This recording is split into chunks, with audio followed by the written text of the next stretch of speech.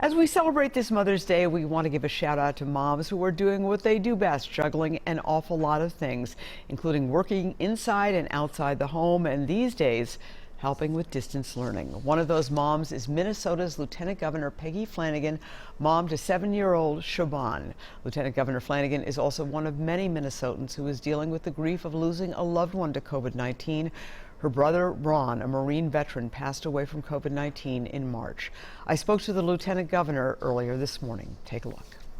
And joining us right now is Lieutenant Governor Peggy Flanagan. Thank you so much, Lieutenant Governor, and happy Mother's Day. Thank you so much for having me, Esme, and happy Mother's Day to you as well. Well, thank you.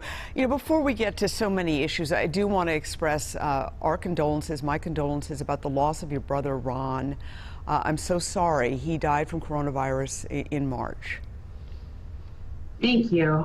It has been a difficult year for our family. We lost my dad in January and then my brother just in March.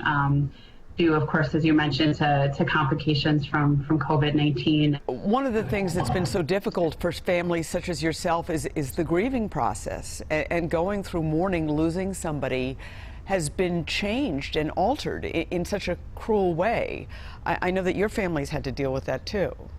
That's right, and my brother lived in Tennessee, and so you know, we'll have a memorial service down there for him with his wife Josie, and then the plan is for Josie to bring his remains. He was cremated to be scattered up at White Earth next to my dad, and so that's our plan. But really, we haven't had time to mourn, and so I share that struggle with so many folks, Minnesotans and people all across the country. It's incredibly difficult, and we have to find new ways to remember our loved ones and to process things during a time where we can't come together, when that is our very instinct when we're in this crisis, is to run to each other. So that's been challenging, but have been talking a lot to my family and to my sister, and you know, just trying to stay connected as much as we can by phone and virtually. Let me ask you about the challenge of being a mom these days. You have a first grader, Siobhan, is a beautiful little girl. How has distance learning been going, as you are also Lieutenant Governor of the state of Minnesota?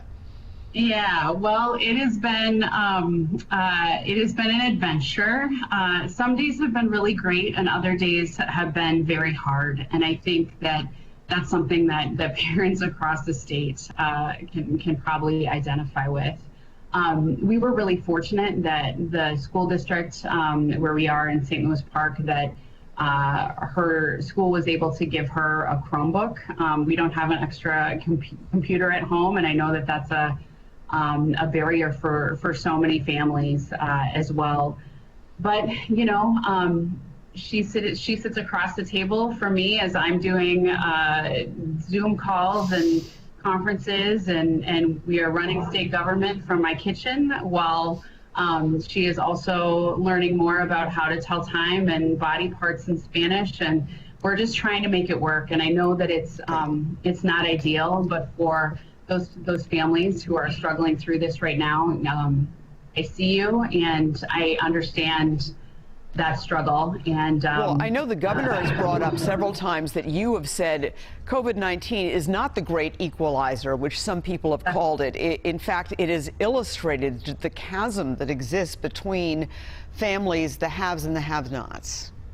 That's absolutely right. And I think, you know, as we are, what it has done has really laid bare the disparities and inequities that exist in our state and all across the country. And so the families who are already in crisis are feeling this even more so. So as we look towards recovery and towards our response, I think it's really critical that the governor and I and the legislature also focus on the most vulnerable folks in our state, people experiencing homelessness, low-income children and families, communities of color and Native communities who have been disproportionately hit by COVID-19, and that's how we're trying to do the work. And I guess I would mention here, as we are Esme, as you know, in the final days of the legislative session, I think there's two things that we could really look to. The first is to ask the legislature to pass a one-time increase in the Minnesota Family Investment Fund, or MFIP, cash assistance for low-income families, in the amount of $500, which helps to buy formula and diapers and additional food for families, or pay that rent for folks who are struggling.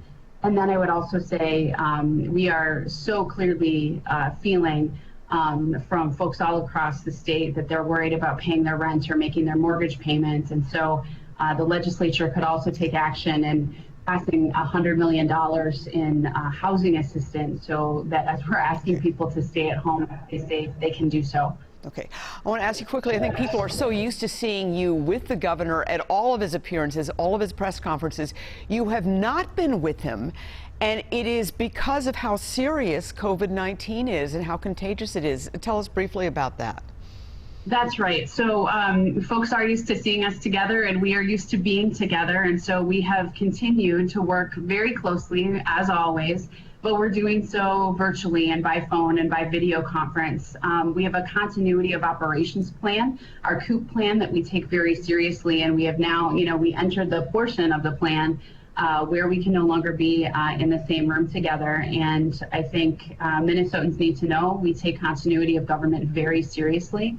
And while I miss being in the same room as the governor, I have to say that it's same as it ever was, that we're continuing to work as partners, but want to keep ourselves and our staff safe. Well, obviously, we need at least one of you to be safe, and we're glad that both of you are right now. Happy Mother's Day again, Peggy Flanagan, and thank you so much for joining us.